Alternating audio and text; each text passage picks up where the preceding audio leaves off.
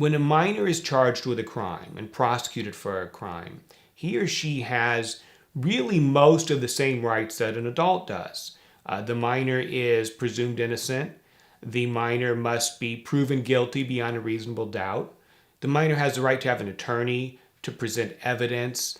The only right that the minor really does not have in juvenile court is the right to a jury trial, because in juvenile court the trials are in front of a judge.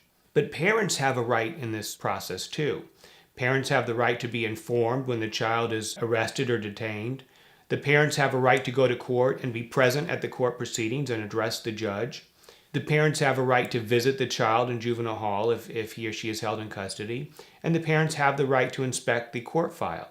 One question that I get quite often is, do parents have a right to be present when the minor is questioned by police? And the answer is not necessarily. If the police arrest a child and properly advise them of their Miranda rights, and the child voluntarily agrees to talk to the police, then the parents do not have a right to be present. And so that's why I advise parents all the time, instruct your children if they're ever suspects in a crime and questioned by the police, always demand to have an attorney and parents present before talking with them. Another question that I get quite often is, if my child is detained in juvenile hall, can I go and get him and bring him home? And the answer there too is not necessarily.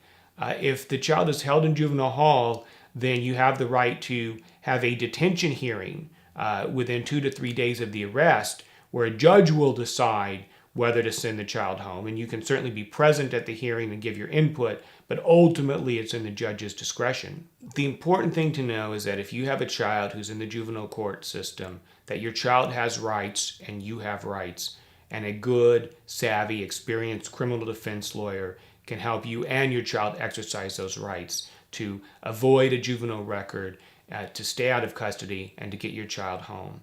And if you or your child are in that situation, we invite you to call us here at Schaus Law Group.